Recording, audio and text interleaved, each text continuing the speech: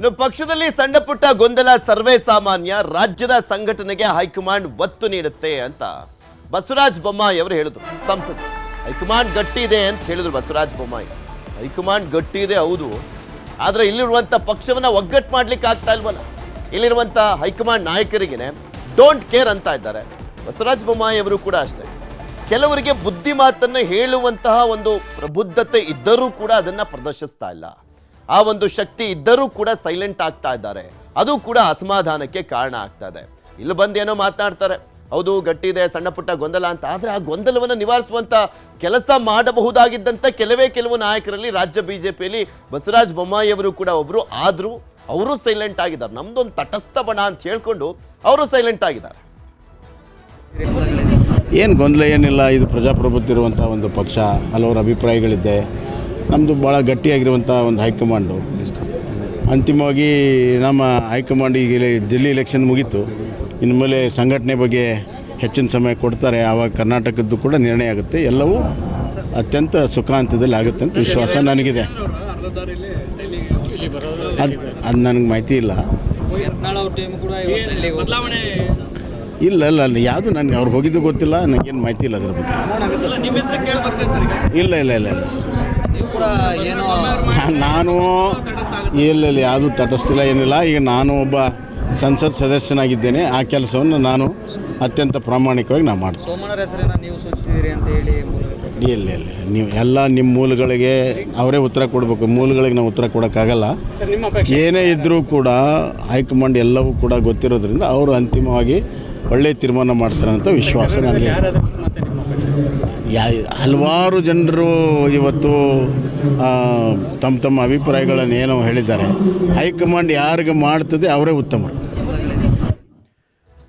ಇದೆಲ್ಲದ್ರ ಬಗ್ಗೆನೂ ಮತ್ತಷ್ಟು ಮಾಹಿತಿಯನ್ನು ಕೊಡ್ತಾ ಹೋಗ್ತಾರೆ ನಮ್ಮ ಪ್ರತಿನಿಧಿ ಕಾರ್ತಿಕ್. ನಮ್ಮ ಜೊತೆ ನೇರ ಸಂಪರ್ಕದಲ್ಲಿ ಜಾಯ್ನ್ ಆಗಿದ್ದಾರೆ. ಕಾರ್ತಿಕ್, ಇಲ್ಲಿ ಪ್ರಮುಖವಾಗಿ ನೋಡ್ತಾ ಇದ್ವಿ, ಒಂದು ಬಣ ರಾಜಕೀಯ ಎಷ್ಟು ಮಟ್ಟಿಗೆ ತಾರಕಕ್ಕೇರಿದೆ ಅಂದರೆ ಕಾರ್ಯಕರ್ತರುಗಳೇ ಹಿಡಿ ಶಾಪವನ್ನ ಹಾಕ್ತಾ ಇದ್ದಾರೆ ಅವರ ನಾಯಕರುಗಳಿಗೆ.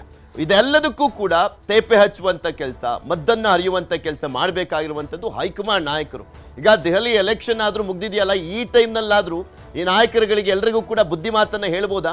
ಒಂದು ಕಡೆ ವಿಜೇಂದ್ರ ಪರವಾಗಿರುವಂಥ ಬಣ, ಮತ್ತೊಂದು ಕಡೆ ರೆಬಲ್ಸ್ ಟೀಮ್ ಇಬ್ಬರು ಕೂಡ ದೆಹಲಿಗೆ ಹೋಗ್ತಾ ಇದ್ದಾರೆ ಅನ್ನುವಂಥ ಮಾಹಿತಿ ಸಿಗ್ತಾ ಇದೆ. ಯಾವಾಗ ಕೂರಿಸ್ಕೊಂಡು ಮಾತನಾಡ್ಬೋದು ಅನ್ನುವಂಥದ್ರ ಬಗ್ಗೆ ಏನು ಮಾಹಿತಿ ಸಿಗ್ತಾ ಇದೆ?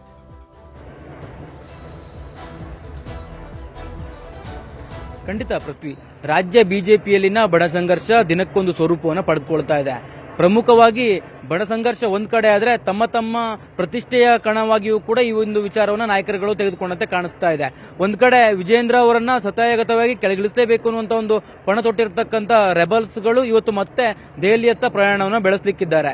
ಈಗಾಗಲೇ ವಿಜೇಂದ್ರ ಕೂಡ ದೆಹಲಿಗೆ ಹೋಗ್ತಾರೆ ಅನ್ನುವಂತ ಒಂದು ಮಾಹಿತಿಯು ಕೂಡ ಲಭ್ಯ ಆಗಿರತಕ್ಕಂಥದ್ದು. ಆದ್ರೆ ಎಷ್ಟರ ಮಟ್ಟಿಗೆ ಅವರು ದೆಹಲಿಗೆ ಹೋಗ್ತಾರೆ ಮತ್ತೆ ಯಾವ ಕಾರಣಕ್ಕಾಗಿ ಹೋಗ್ತಾರೆ ಅನ್ನುವಂಥದ್ದು ಇನ್ನಷ್ಟೇ ಸ್ಪಷ್ಟ ಆಗಬೇಕಾಗಿದೆ. ಜೊತೆಗೆ ಅವರು ಹೈಕಮಾಂಡ್ ನಾಯಕರನ್ನ ಏನಾದರೂ ಭೇಟಿ ಮಾಡ್ತಾರ ಅನ್ನುವಂಥದ್ದು ಕೂಡ ಈಗ ಕುತೂಹಲ ಮೂಡಿಸಿರ್ತಕ್ಕಂಥದ್ದು. ಇದರ ನಡುವೆ ವಿಜೇಂದ್ರ ಬಣವು ಕೂಡ ಅಂದ್ರೆ ಫೆಬ್ರವರಿ 12ರಂದು ಸಭೆಯನ್ನು ನಡೆಸಿ ಸಭೆಯ ಬಳಿಕ ಒಂದು ತೀರ್ಮಾನವನ್ನು ತೆಗೆದುಕೊಂಡು ಯಾವ ದಿನಾಂಕದಂದು ನಾವು ದೆಹಲಿಗೆ ಹೋಗಬೇಕು ಅನ್ನುವಂಥ ನಿಶ್ಚಯವನ್ನು ಮಾಡಿ ದೆಹಲಿ ನಾಯಕರನ್ನ ಭೇಟಿ ಮಾಡೋದಕ್ಕೆ ಅವರು ಕೂಡ ಹವಣಿಸ್ತಾ ಇದ್ದಾರೆ. ಇದೆಲ್ಲದರ ನಡುವೆ ಇಲ್ಲಿ ಶ್ರೀರಾಮುಲು ಕೂಡ ನಾನು ಎಲ್ಲರನ್ನೂ ಕೂಡ ಒಗ್ಗೂಡಿಸ್ತೇನೆ, ಯಾತ್ರೆಯನ್ನ ಮಾಡ್ತೇನೆ ಎನ್ನುವಂತ ಒಂದು ಹೇಳಿಕೆಯನ್ನು ಕೊಟ್ಟಿರ್ತಕ್ಕಂಥದ್ದು ಇಲ್ಲಿ ಗಮನಿಸಬೇಕು. ಪ್ರತಿಯೊಬ್ಬರೂ ಕೂಡ ತಮ್ಮ ಸಾಮರ್ಥ್ಯವನ್ನ ತೋರ್ಪಡಿಸುವಂತ ಕೆಲಸ ಅಥವಾ ತಾವು ರಾಜಕೀಯವಾಗಿ ಮೇಲ್ ಬರೋದಕ್ಕೆ ಏನೆಲ್ಲ ಪ್ರಯತ್ನಗಳನ್ನು ಮಾಡಬಹುದು, ಈ ಒಂದು ಬಣ ಸಂಘರ್ಷದ ನಡುವೆ ತಮ್ಮ ಒಂದು ಪ್ರತಿಷ್ಠೆಯನ್ನು ಹೇಗೆ ಪ್ರದರ್ಶನವನ್ನು ಮಾಡಬಹುದು ಅದೆಲ್ಲದರನ್ನು ಕೂಡ ಮಾಡ್ತಾ ಇದ್ದಾರೆ ಅಂತ ಹೇಳ್ಬೋದು. ಹೀಗಾಗಿಯೇ ರಾಜ್ಯ ಬಿಜೆಪಿಯಲ್ಲಿ ಕೇವಲ ಅಂದ್ರೆ ವಿಜೇಂದ್ರ ವಿರೋಧಿಗಳು ಮತ್ತೆ ವಿಜೇಂದ್ರ ಬಣ ಅನ್ನುವಂಥದ್ದಿಲ್ಲ. ಇಲ್ಲಿ ಪ್ರಮುಖವಾಗಿ ಸ್ವಪ್ರತಿಷ್ಠೆಗಾಗಿ ನಾಯಕರುಗಳು ಹೊಡೆದಾಡ್ತಾ ಇದ್ದಾರೆ. ನಾಯಕರುಗಳು ಆ ಒಂದು ವಿಚಾರವಾಗಿ ತಲೆ ಕೆಡಿಸಿಕೊಳ್ತಾರೆ.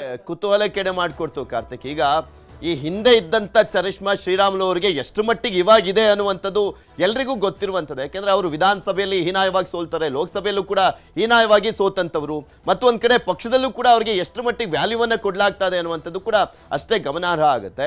ಈ ಸಂದರ್ಭದಲ್ಲಿ ಯಾತ್ರೆ ಅಂತ ಹೇಳಿದ್ರಲ್ಲ, ಆಯಾ ಜಿಲ್ಲೆಗೆ ಹೋಗ್ಬಿಟ್ಟು ಬರೀ ಮುಖಂಡರನ್ನ ಭೇಟಿ ಆಗುವಂಥದ್ದು ಅಥವಾ ಯಾತ್ರೆಯನ್ನ ಮಾಡಲಿಕ್ಕೆ ಮುಂದಾಗಿದ್ದಾರಾ? ಇದಕ್ಕೆ ಪಕ್ಷದಲ್ಲಿ ಏನಾದರೂ ಅನುಮತಿಯನ್ನ ಕೇಳಿದಾರಾ? ನಿಜಕ್ಕೂ ಈ ರೀತಿಯಾಗಿ ರಾಷ್ಟ್ರೀಯ ಪಕ್ಷಗಳಲ್ಲಿ ಯಾರೋ ಒಬ್ರು ವ್ಯಕ್ತಿ ಹೋಗ್ಬಿಟ್ಟು ಯಾತ್ರೆಯನ್ನ ಮಾಡ್ತಾರೆ ಅಂದ್ರೆ ಅದಕ್ಕೆಲ್ಲದಕ್ಕೂ ಪರ್ಮಿಷನ್ ಎಲ್ಲ ಸಿಗೋದಿಲ್ಲ.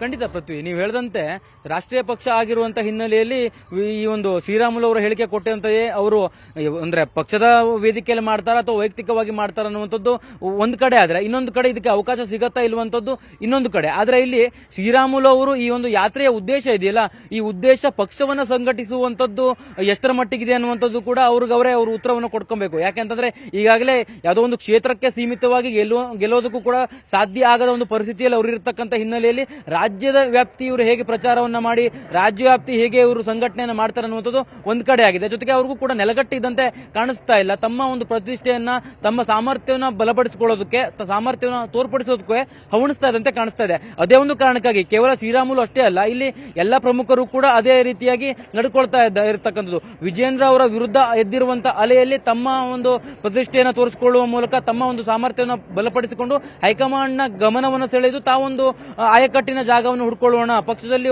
ಯಾವುದೋ ಒಂದು ದೊಡ್ಡ ಒಂದು ಹುದ್ದೆಯನ್ನು ಅಲಂಕರಿಸೋಣ ಅನ್ನುವಂತ ಒಂದು ನಿಶ್ಚಯಕ್ಕೆ ಎಲ್ಲ ನಾಯಕರು ಕೂಡ ಬಂದಂತೆ ಕಾಣಿಸ್ತಾ ಇದೆ. ನೇರವಾಗಿ ರೆಬಲ್ಸ್ಗಳು ವಿಜೇಂದ್ರ ಅವರ ವಿರುದ್ಧ ತೊಡೆತಟ್ಟಿದ್ರೆ, ಇತ್ತ ಇನ್ನೊಂದಿಷ್ಟು ತಂಡ ತಟಸ್ಥ ಬಣ ಅನ್ನುವಂತ ರೀತಿಯಾಗಿ ಏನು ವರ್ತನೆಯನ್ನು ಮಾಡ್ತಿರ್ತಕ್ಕಂಥ ನಾಯಕರುಗಳಿದ್ದಾರೆ, ಅವರೆಲ್ಲರೂ ಕೂಡ ತಮ್ಮ ಸ್ವಯಂ ಪ್ರತಿಷ್ಠೆಗಾಗಿ ಹವಣಿಸ್ತಾ ಇದ್ದಂತೆ ಕಾಣ್ತಾ ಇದೆ. ಅದರ ನಡುವೆ ಈಗಾಗಲೇ ಅಶೋಕ್ಗೂ ಕೂಡ ಹೈಕಮಾಂಡ್ ಬುಲಾವನ್ನ ಕೊಟ್ಟಿದೆ ಅಂತ ಹೇಳಲಾಗ್ತದೆ. ಅವರು ಯಾವೆಲ್ಲ ನಾಯಕರುಗಳನ್ನ ಭೇಟಿ ಆಗ್ತಾರೆ ಅಥವಾ ಯಾವೆಲ್ಲ ವಿಚಾರವನ್ನ ಹೈಕಮಾಂಡ್ ಮುಂದೆ ಪ್ರಸ್ತಾಪ ಮಾಡ್ತಾರೆ ಅನ್ನುವಂಥದ್ದು ಕೂಡ ಕುತೂಹಲ. ಯಾಕಂದ್ರೆ ಇತ್ತೀಚಿನ ದಿನಗಳಲ್ಲಿ ಅವರು ಒಂದು ಹೇಳಿಕೆ ಕೂಡ ಸ್ವಲ್ಪ ಬ್ರೇಕ್ ಬೀಳಬೇಕು ಅಂದ್ರೆ ರಾಜ್ಯಾಧ್ಯಕ್ಷರ ಆಯ್ಕೆಯ ಅನೌನ್ಸ್ಮೆಂಟ್ ಒಂದು ಬಾಕಿ ಇದೆ. ನಿಜಕ್ಕೂ ಎಲೆಕ್ಷನ್ ನಡೆಯುತ್ತಾ ಅಥವಾ ಆಯ್ಕೆಯನ್ನ ಮಾಡಿ ಇವ್ರಿಗೆಲ್ರಿಗೂ ಸಮಾಧಾನ ಪಡಿಸಲಾಗುತ್ತಾ ಅನ್ನುವಂಥದ್ದೇ ಇಲ್ಲಿ ಪ್ರಮುಖವಾಗಿ ಇರುವಂತ ಪ್ರಶ್ನೆ. ಆದ್ರೆ ಮೇಲ್ನೋಟಕ್ಕೆ ನಡೀತಾ ಇರುವಂತ ಬೆಳವಣಿಗೆಗಳನ್ನ ಗಮನಿಸಿದ್ರೆ ಆಲ್ಮೋಸ್ಟ್ ವಿಜೇಂದ್ರ ಅವರೇ ಕಂಟಿನ್ಯೂ ಆಗುವಂತ ಎಲ್ಲಾ ಸಾಧ್ಯತೆ ಇದೆ. ಬಿಕಾಸ್ 23 ಜಿಲ್ಲಾಧ್ಯಕ್ಷರ ಏನು ಆಯ್ಕೆಯ ವಿಚಾರದಲ್ಲಿ BY ವಿಜೇಂದ್ರ ಅವರ ಒಂದು ಕೈಯೇ ಮೇಲುಗೈ ಆಗಿರುವಂಥದ್ದು. ಸೊ ಹೀಗಾಗಿ ಇಲ್ಲಿ ಪ್ರಮುಖವಾಗಿ ತಟಸ್ಥ ಬಣ ಅನ್ನುವಂಥದ್ದೇನಿದೆ, ಅವರು ತಂದಿಟ್ಟು ತಮಾಷೆಯನ್ನ ನೋಡ್ತಾ ಇದ್ದಾರೆ ಅನ್ನುವಂಥ ಒಂದು ಮಾತುಗಳು ಕೂಡ ಕೇಳಿ ಬರ್ತಾ ಇದೆಯಲ್ಲ. ಸೊ ಹೀಗಾಗಿ ಎಲೆಕ್ಷನ್ ಯಾವಾಗ ನಡೀಬಹುದು, ರಾಜ್ಯಾಧ್ಯಕ್ಷರ ಹೆಸರು ಯಾವಾಗ ಘೋಷಣೆ ಆಗ್ಬೋದು, ಮತ್ತೆ ಇವ್ರನ್ನೆಲ್ಲರನ್ನೂ ಕೂಡ ಅಮಿತ್ ಶಾ ಅವರೇ ಏನಾದರೂ ಭೇಟಿಯಾಗಿ ಸಮಾಧಾನ ಪಡಿಸಬಹುದಾ ಹೇಗೆ ಅಂತ?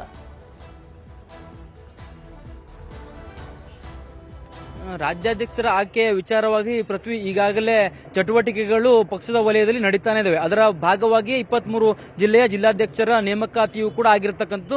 ಉಳಿದೆಲ್ಲ ಜಿಲ್ಲೆಯ ಜಿಲ್ಲಾಧ್ಯಕ್ಷರ ನೇಮಕವೂ ಕೂಡ ಆಗಬೇಕಿದೆ. ಶಿವರಾಜ್ ಸಿಂಗ್ ಚೌಹಾಣ್ ಉಸ್ತುವಾರಿಯನ್ನು ಕೂಡ ವಹಿಸಿಕೊಂಡಿದ್ರು. ಅವರು ಕೂಡ ಒಂದು ಬಾರಿ ರಾಜ್ಯಕ್ಕೆ ಭೇಟಿಯನ್ನು ಕೂಡ ಹೋಗಿದ್ದಾರೆ. ನಂತರ ಇನ್ನೇನು ಕೆಲವೇ ದಿನಗಳಲ್ಲಿ ಬರ್ತಾರೆ ಅನ್ನುವಂಥ ಒಂದು ಮಾಹಿತಿ ಕೂಡ ಇರುವಂತದ್ದು. ಈ ನಡುವೆ ಇಲ್ಲಿ ರೆಬಲ್ಸ್ಗಳು ದೆಹಲಿ ಪ್ರವಾಸವನ್ನು ಮಾಡ್ತಾ ಇದ್ದಾರೆ. ವಿಜೇಂದ್ರ ಕೂಡ ದೆಹಲಿ ಪ್ರವಾಸವನ್ನು ಮಾಡ್ತಾ ಇದ್ದಾರೆ. ಅಮಿತ್ ಶಾ ಭೇಟಿಗೆ ಎಲ್ಲೋ ಒಂದು ಕಡೆ ಪ್ರಯತ್ನಗಳನ್ನ ಮಾಡ್ತಾ ಇದ್ದಾರೆ. ಹಾಗಾಗಿ ಇಲ್ಲಿ ರಾಜ್ಯಾಧ್ಯಕ್ಷರ ಆಯ್ಕೆ ವಿಚಾರವಾಗಿ ಹೈಕಮಾಂಡ್ ಯಾವ ತೀರ್ಮಾನ ತೆಗೆದುಕೊಳ್ಳುತ್ತೆ ಅನ್ನುವಂಥದ್ದು ಕೂಡ ಕುತೂಹಲಕಾರಿ.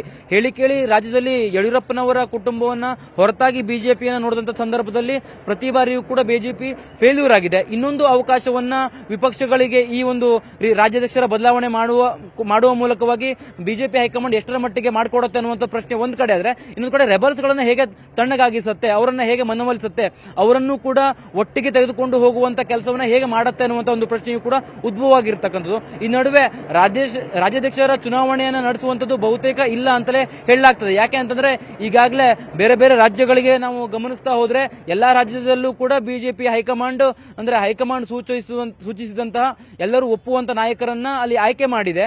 ಎಲ್ಲೂ ಕೂಡ ಚುನಾವಣೆಯನ್ನು ನಡೆಸಿಲ್ಲ. ಈ ಒಂದು ವೇಳೆ ಕರ್ನಾಟಕದಲ್ಲಿ ಏನಾದರೂ ಚುನಾವಣೆ ನಡೆಸಿದಂತಹ ಸಂದರ್ಭದಲ್ಲಿ ಮುಂದೆ ಬೇರೆ ಬೇರೆ ರಾಜ್ಯಗಳಲ್ಲಿ ಎದುರಾಗುವಂತಹ ರಾಜ್ಯಾಧ್ಯಕ್ಷರ ಚುನಾವಣೆಯ ವಿಚಾರವಾಗಿಯೂ ಕೂಡ ಇದೇ ರೀತಿಯ ವಾತಾವರಣ ಸೃಷ್ಟಿಯಾಗುವಂತಹ ಸಾಧ್ಯತೆಗಳು ಕೂಡ ಇರತಕ್ಕಂಥದ್ದು. ಯಾಕೆಂತಂದ್ರೆ ಆಯಾ ಭಾಗದಲ್ಲೂ ಕೂಡ ಬಣಸಂಘರ್ಷ ಇರುವಂತದ್ದು. ಅಂತ ಸಂದರ್ಭದಲ್ಲಿ ಅಲ್ಲಿನ ನಾಯಕರುಗಳು ಕೂಡ ಹೈಕಮಾಂಡ್ ಮುಂದೆ ಮನವೊಲಿಸಿ ಅಲ್ಲಿ ರಾಜ್ಯಾಧ್ಯಕ್ಷರ ಚುನಾವಣೆಯನ್ನೇ ಮಾಡಬೇಕು ಅನ್ನುವಂತ ಒಂದು ಪಟ್ಟನ್ನು ಹಿಡಿದಂತ ಪಕ್ಷದಲ್ಲಿ ಕರ್ನಾಟಕವನ್ನು ಉದಾಹರಣೆಯಾಗಿ ಅವರು ತೆಗೆದುಕೊಳ್ಳುವಂತ ಸಾಧ್ಯತೆಗಳು ಕೂಡ ಇರತಕ್ಕಂಥ ಹಿನ್ನೆಲೆಯಲ್ಲಿ ರಾಜ್ಯ ಬಿಜೆಪಿಯಲ್ಲಿ ಯಾವುದೇ ಕಾರಣಕ್ಕೂ ಕೂಡ ರಾಜ್ಯಾಧ್ಯಕ್ಷರ ಚುನಾವಣೆ ನಡೆಸುವಂತ ಸಾಧ್ಯತೆಗಳು ತೀರಾ ಕಡಿಮೆ ಇದೆ. ಹೈಕಮಾಂಡ್ ಎಲ್ಲರೂ ಒಪ್ಪುವಂತ ಮತ್ತೆ ಹೈಕಮಾಂಡ್ ಸೂಚಿಸಿ ಯಾವ್ದಾದ್ರು ಒಬ್ಬ ನಾಯಕರನ್ನ ಆಯ್ಕೆ ಮಾಡುವಂತ ಸಾಧ್ಯತೆಗಳು ಕೂಡ ಇರುವಂತದ್ದು. ಓಕೆ, ಧನ್ಯವಾದ ಕಾರ್ತಿಕ್. ನಿಮ್ಮೆಲ್ಲ ಗದಗ ಬೆಟಗೇರಿ ಬಡ್ಡಿ ದಂಧೆಕೋರರ ಮೇಲೆ ಕಾಕಿ ದಾಳಿಯನ್ನ ಮಾಡಿದೆ. ಬಡ್ಡಿ ದಂಧೆಕೋರರ ಮನೆಗಳಲ್ಲಿ ಕಂತೆ ಹಣ ಪತ್ತೆ ಆಗಿರುವಂತದ್ದು. ಗದಗ ಬೆಟಗೇರಿ ಬಡ್ಡಿ ದಂಧೆಕೋರರ ಮೇಲೆ ಕಾಕಿ ಪಡೆ ದಾಳಿಯನ್ನ ಮಾಡಿದೆ. ಈ ಸಂದರ್ಭದಲ್ಲಿ ಕಂತೆ ಹಣ ಪತ್ತೆ ಆಗಿದೆ. ಬಾಂಡ್ ಪೇಪರ್, ಖಾಲಿ ಚೆಕ್ಗಳು, ದಾಖಲೆಗಳನ್ನ ಸೀಸ್ ಮಾಡಲಾಗಿದೆ. ಸಂಗಮೇಶ, ರವಿ, ದರ್ಶನ್, ಉಮೇಶ್, ಉದಯ, ಮಾರುತಿ, ಹಾಗೆ ಯುವರಾಜ್, ವಿಜಯ, ಶ್ಯಾಮ್ ಅನ್ನೋರನ್ನ ವಿಚಾರಣೆ ಮಾಡಲಾಗ್ತದೆ. BNS ಹಾಗೂ ಸೆಕ್ಯೂರಿಟಿ ಪ್ರೊಸೀಡಿಂಗ್ ಅಡಿಯಲ್ಲಿ ಪ್ರಕರಣವನ್ನ ದಾಖಲು ಮಾಡಿಕೊಳ್ಳಲಾಗಿದೆ. ನಿಮಗೆ ತೋರಿಸ್ತಾ ಇದ್ವಿ ದೃಶ್ಯಾವಳಿಗಳಲ್ಲಿ. ಕಂತೆ ಕಂತೆ ಹಣ ಪತ್ತೆ ಆಗಿರುವಂಥದ್ದು. ಇಲ್ಲಿ ಬಡ್ಡಿ ದಂಧೆಕೋರರಂತೆ. ಅಂದರೆ ಇದಕ್ಕೆ ಈಗ ಫೈನಾನ್ಸ್ ಅಂತ ಬಂದಂಥ ಸಂದರ್ಭದಲ್ಲಿ ಅದಕ್ಕೆ ಪರ್ಮಿಷನ್ ಬೇಕಾಗುತ್ತೆ, ಸರ್ಟಿಫಿಕೇಟ್ ಬೇಕಾಗುತ್ತೆ, ಅದಕ್ಕೆ ಆದಂಥ ರೀತಿ ನೀತಿಗಳಿರ್ತವೆ. ಆದರೆ ಇಲ್ಲಿ ಇವ್ರು ಯಾವ ರೀತಿಯಾಗಿ ನಡೆಸ್ತಾ ಇದ್ರು, ಯಾವ ರೀತಿಯಾಗಿ ಬಡ್ಡಿ ದಂಧೆಯನ್ನು ಮಾಡ್ತಾ ಇದ್ರು ಗೊತ್ತಿಲ್ಲ. ಅದ್ರ ಬಗ್ಗೆ ಪೊಲೀಸರು ಈಗ ತನಿಖೆಯನ್ನು ಮಾಡ್ತಾ ಇದ್ದಾರೆ. ಗದಗ ಬೆಟಗೇರಿ ಆಳ್ವಿ ನಗರದಲ್ಲಿ ಈ ದಿವಸ ಈ ಕೆಲವರು ಎಕ್ಸಾರ್ಬಿಟೆಂಟ್ ಇಂಟ್ರೆಸ್ಟನ್ನು ಸಾರ್ವಜನಿಕರಿಂದ ಪಡೆದುಕೊಳ್ತಾ ಇದ್ದಾರೆ ಮತ್ತು ಅವ್ರಿಗೆ ಎಕ್ಸ್ಟಾರ್ಷನ್ ಮಾಡ್ತಾ ಇದ್ದಾರೆ, ಹರಾಸ್ಮೆಂಟ್ ಮಾಡ್ತಾ ಇದ್ದಾರೆ. ಆ ಎಕ್ಸಾರ್ಬಿಟೆಂಟ್ ಇಂಟ್ರೆಸ್ಟನ್ನು ಪಡೆದುಕೊಳ್ಳಿಕ್ಕೆ ಅಂತ ಕೆಲವು ದೂರುಗಳಿತ್ತು. ಆ ದೂರುಗಳ ಹಿನ್ನೆಲೆಯಲ್ಲಿ ಈ ದಿವಸ ನಾವು ಕೆಲವು ತಂಡಗಳನ್ನು ಮಾಡಿಕೊಂಡು ವಿವಿಧ ಕಡೆ ಕಾನೂನು ಪ್ರಕಾರ ಪರಿಶೀಲನೆ ಮಾಡಲಿಕ್ಕಾಗಿ ಕೆಲವ್ರ ಹತ್ರ ಈ ಖಾಲಿ ಬಾಂಡ್ಗಳು, ಚೆಕ್ಗಳು ಮತ್ತು ರಿಜಿಸ್ಟರ್ಗಳು ಸಿಕ್ಕಿದೆ. ಒಬ್ಬರ ಹತ್ರ ಎಕ್ಸೆಸ್ ಸುಮಾರು 26,57,700 ರೂಪಾಯಿ ಕ್ಯಾಶ್ ಸಿಕ್ಕಿದೆ. ಸೊ ಈ ರೀತಿ ಅಂದರೆ ಏನು ಸಾರ್ವಜನಿಕರಿಗೆ ಏನು ವಿವಿಧ ಕಡೆಯಿಂದ ದೂರುಗಳು ಬರ್ತಾಯಿತ್ತು. ದೂರುಗಳು ಬಂದ ಹಿನ್ನೆಲೆಯಲ್ಲಿ ಪೊಲೀಸ್ ಇಲಾಖೆಯಿಂದ ಕಾನೂನು ಪ್ರಕ್ರಿಯೆಯನ್ನು ಜರುಗಿಸಿದ್ದೀವಿ. ಈ ಬಗ್ಗೆ ಮುಂದಿನ ಪ್ರಕರಣ ದಾಖಲಿಸಿಕೊಂಡು ಯಾವ ರೀತಿ ಅಪರಾಧಗಳಿದ್ದಾವೆ ಅದಕ್ಕೆ ಅನುಗುಣವಾಗಿ ಮುಂದಿನ ಕಾನೂನು ಕ್ರಮವನ್ನು ಜರುಗಿಸಲಿಕ್ಕೆ ವ್ಯವಸ್ಥೆ ಮಾಡ್ಕೊಂಡಿದ್ದೀವಿ. ಗದಗ ಭೇಟಿ ಇದ್ರ ಬಗ್ಗೆ ಇನ್ನಷ್ಟು ಮಾಹಿತಿಯನ್ನು ಕೊಡ್ತಾ ಹೋಗ್ತಾರೆ ನಮ್ಮ ಗದಗದ ಪ್ರತಿನಿಧಿ ಸಂತೋಷ್. ನಮ್ಮ ಜೊತೆ ದೂರವಾಣಿ ಸಂಪರ್ಕದಲ್ಲಿ ಜಾಯ್ನ್ ಆಗಿದ್ದಾರೆ. ಸಂತೋಷ್, ಈಗ ಫೈನಾನ್ಸ್ ಅವರು ಎಲ್ಲ ಬಡ್ಡಿನೇ ಮಾಡುವಂಥದ್ದು, ಬಡ್ಡಿ ದಂಧೆನೇ ನಡೀತಾ ಇರುತ್ತೆ ಅನ್ನುವಂಥದ್ದನ್ನೆಲ್ಲ ನೋಡ್ತಾ ಇರ್ತೀವಿ. ಆದರೆ ಅದಕ್ಕೆ ಲೈಸೆನ್ಸ್ ಇರುತ್ತೆ. ಇವ್ರು ಯಾವ ರೀತಿಯಾಗಿ ಮಾಡ್ತಾ ಇದ್ದಾರಂತೆ, ಹೇಗೆ ಪೊಲೀಸರಿಗೆ ಗೊತ್ತಾಗಿದ್ದು?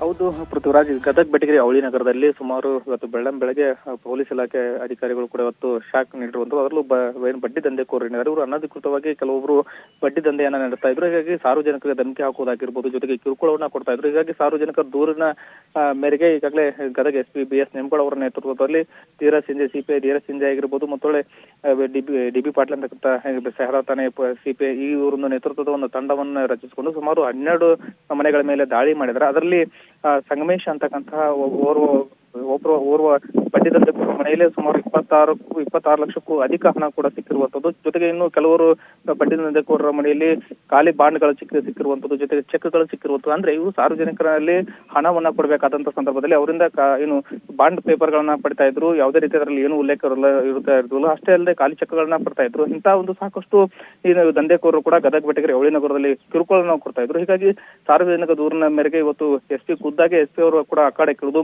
ಈ ಪ್ರತಿಯೊಬ್ಬರ ಮನೆಗಳು ಏನು ಬಂಡಿ ದಂಧೆಕೋರ ಒಂದು ಲಿಸ್ಟ್ ಅನ್ನ ಮಾಡ್ಕೊಂಡು ಯಾರು ಕಿರುಕುಳ ಕೊಡ್ತಿದ್ರು ಅವರನ್ನ ಮನೆಗಳನ್ನೇ ಟಾರ್ಗೆಟ್ ಮಾಡ್ಕೊಂಡು ಬೆಳಗ್ಗೆ ಹೋಗಿ ಏನು ಬಾಗಿಲವನ್ನ ಬಡಿದು ಅವರನ್ನು ಏನು ಮನೆಯಲ್ಲಿ ಇದ್ದಂತಹ ಎಲ್ಲಾ ವಸ್ತುಗಳನ್ನ ಚೆಕ್ ಮಾಡ್ಕೊಂಡು ದಾಖಲೆಗಳನ್ನ ಪರಿಶೀಲನೆ ಮಾಡಿ ಈಗಾಗಲೇ ಅಂತ ಬಡ್ಡಿ ದಂಧೆಕೋರನ್ನ ವಶಕ್ಕೆ ಪಡೆದು ಈಗಾಗಲೇ ವಿಚಾರಣೆಯನ್ನು ಕೂಡ ಈಗಾಗಲೇ ಪೊಲೀಸ್ ಇಲಾಖೆ ಮುಂದುವರಿಸಿದೆ. ಆದ್ರೆ ಇದರಲ್ಲಿ ಬಡ್ಡಿ ದಂಧೆಕೋರನ್ನ ಕಡಿವಾಣ ಹಾಕಲು ಕೂಡ ಈಗಾಗಲೇ ಪೊಲೀಸ್ ಇಲಾಖೆ ಕೂಡ ಮುಂದಾಗಿರೋದ್ರಿಂದ ಸಾರ್ವಜನಿಕರು ಕೂಡ ಸಾಕಷ್ಟು ಮೆಚ್ಚುಗೆಯನ್ನು ವ್ಯಕ್ತಪಡ್ತಾ ಇದ್ದಾರೆ. ಪೃಥ್ವಿರಾಜ್. ಓಕೆ, ಧನ್ಯವಾದ ಸಂತೋಷ್. ನಿಮ್ಮೆಲ್ಲ ಚರ್ಚ್ನಲ್ಲಿಟ್ಟಿದ್ದ ಹುಂಡಿ ಕಾಸಿಗಾಗಿ ಮಾರಾಮಾರಿ ನಡೆದಿದೆ. ಭಾನುವಾರದ ಪ್ರಾರ್ಥನೆಯ ಸಂದರ್ಭದಲ್ಲಿ ಚರ್ಚ್ ಮುಂದೆ ಹೊಡೆದಾಟವನ್ನ ಮಾಡಿಕೊಳ್ಳಲಾಗಿದೆ. ಶಿವಮೊಗ್ಗ ಸಮೀಪದ ಹಕ್ಕಿಪಿಕ್ಕಿ ಕ್ಯಾಂಪ್ ಚರ್ಚ್ನಲ್ಲಿ ಈ ಘಟನೆ ನಡೆದಿದೆ. ಚರ್ಚ್ನ 2 ಟ್ರಸ್ಟ್ನ ಗುಂಪಿನ ನಡುವೆ ನೂಕಾಟ ತಳ್ಳಾಟ ಆಗಿದೆ. ಚರ್ಚ್ನ ಹುಂಡಿ ಹಣದ ವಿಚಾರಕ್ಕೆ ಕೈ ಮಿಲಾಯಿಸಿ ಫೈಟ್ ನಡೆದಿರುವಂಥದ್ದು. ಇಬ್ಬರಿಗೆ ಗಾಯ ಆಗಿದೆ. ಹೊಳೆಹೊನ್ನೂರು ಠಾಣೆಯಲ್ಲಿ ಪ್ರಕರಣ ದಾಖಲಾಗಿದೆ. ಚರ್ಚ್ನ 2 ಟ್ರಸ್ಟ್ಗಳ ನಡುವೆ ಈ ಒಂದು ಹೊಡೆದಾಟ ನಡೆದಿರುವಂಥದ್ದು. ನಾವು ದೇವಸ್ಥಾನಗಳ ವಿಚಾರದಲ್ಲಿ ನೋಡ್ತಾ ಇದ್ದೀವಿ. ಇದು ಚರ್ಚ್ನ ವಿಚಾರಕ್ಕೆ ಸಂಬಂಧಪಟ್ಟಂತೆ ಆಗಿರುವಂಥ ಗಲಾಟೆ. ಹುಂಡಿ ಕಾಸಿಗೋಸ್ಕರ ಹೊಡೆದಾಡ್ಕೊಂಡಿದ್ದಾರೆ. 2 ಟ್ರಸ್ಟ್ ಇದ್ವಂತೆ. ಆ 2 ಟ್ರಸ್ಟ್ನವರು ತಾಮುಂದು ಅಂತ ಹಣ ದೋಚ್ಕೊಳ್ಳೋಕೆ ಮುಂದಾಗಿದೆ. ಅವಾಗ ಗಲಾಟೆ ಆಗಿದೆ. ಶಿವಮೊಗ್ಗ ಸಮೀಪದ ಹಕ್ಕಿಪಿಕ್ಕಿ ಕ್ಯಾಂಪ್ ಚರ್ಚ್ನಲ್ಲಿ ಘಟನೆ ಆಗಿದೆ.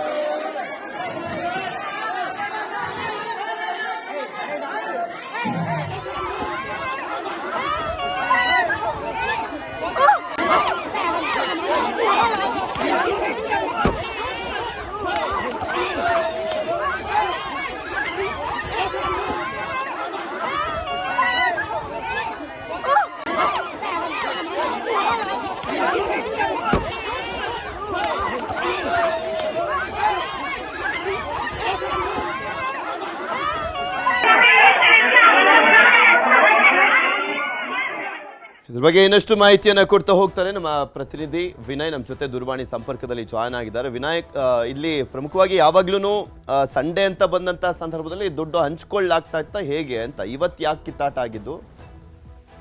ಪೃಥ್ವಿ, ಶಿವಮೊಗ್ಗದ ಸಮೀಪದಲ್ಲಿ ಇರುವಂತಹ ಹೊಳೆಹೊನ್ನೂರು ಏನು ಗ್ರಾಮ ಇದೆ, ಆ ಗ್ರಾಮಕ್ಕೆ ಹತ್ತಿರವಿರುವಂತಹ ಸದಾಶಿವನಗರ ಅಲ್ಲಿ ಒಂದು ಚರ್ಚ್ ಇರುತ್ತೆ. ಆ ಚರ್ಚಿನಲ್ಲಿ ಮೊದಲಿಂದನೂ ಕೂಡ ಇದೇ ರೀತಿಯ ಗಲಾಟೆಗಳು ನಡೀತಾ ಇರ್ತವೆ.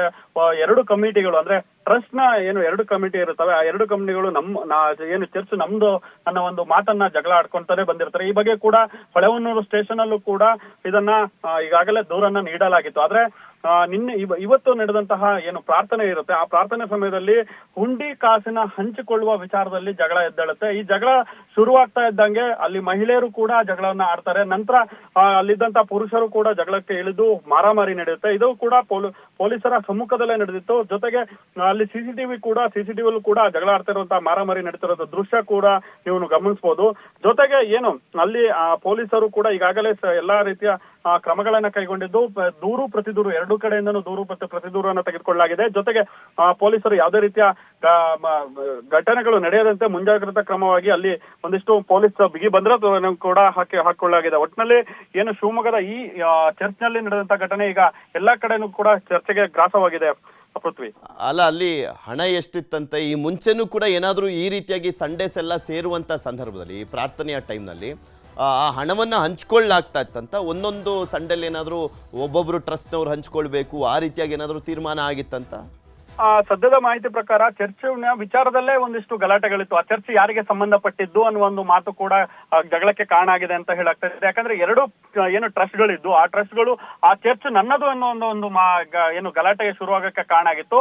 ಇದರ ಜೊತೆಗೆ ಈ ಏನು ದುಡ್ಡು ಹಣದ ಕಲೆಕ್ಷನ್ ಆಗಿರುತ್ತೆ ಭಾನುವಾರದ ಪ್ರಾರ್ಥನೆ ಸಮಯದಲ್ಲಿ, ಆ ದುಡ್ಡನ್ನ ಏನು ಹಿಂದೆ ಇದ್ದಂತ ಕಮಿಟಿ ಬಂದು ನಮ್ಮದು ಅನ್ನೋ ಒಂದು ಮಾತನ್ನ ಹೇಳಿ ಗಲಾಟೆ ನೆಬ್ಬಿಸ್ತಾರೆ. ಆದ್ರೆ ಈಗ ಸದ್ಯಕ್ಕೆ ಇರುವಂತಹ ಕಮಿಟಿ ಏನಿದೆ, ಆ ಕಮಿಟಿ ಅವರಿಗೆ ಸೇರದಿಲ್ಲ ಅಂತ ಇದು ತಕರಾರಲ್ಲಿ ಇದೆ. ಹಾಗೂ ಪೊಲೀಸ್ ಸ್ಟೇಷನ್ ಅಲ್ಲೂ ಕೂಡ ದೂರು ದಾಖಲಾಗಿದೆ. ತೀರ್ಮಾನ ಮಾಡಿದ ನಂತರ ಇದನ್ನ ಕೊಡ್ಲಾಗುವುದು ಅಂತ ಒಂದು ಮಾತನ್ನ ಹೇಳಲಾಗ್ತಾ ಇತ್ತು. ಜೊತೆಗೆ ಈಗ ಗಲಾಟೆ ಎದ್ದಿರುವುದು ಏನು ಸಿವಿಲ್ ಕೇಸ್ ಏನಿತ್ತು, ಆ ಜಾಗದ ಸಮಸ್ಯೆ ಏನಿತ್ತು, ಆ ಜಾಗದ ಸಮಸ್ಯೆ ಈಗ ಮುಂದುವರೆದ ಭಾಗವಾಗಿ ಚರ್ಚ್ನ ದುಡ್ಡು ಹಂಚಿಕೊಳ್ಳುವ ವಿಚಾರದಲ್ಲಿ ಈಗ ದೊಡ್ಡ ಮಟ್ಟಕ್ಕೆ ಗಲಾಟೆ ಆಗಿರೋದು. ಪೃಥ್ವಿ, ಓಕೆ, ಧನ್ಯವಾದ ವಿನಯ್ ನಿಮ್ಮೆಲ್ಲ ಮಾಹಿತಿಗಾಗಿ.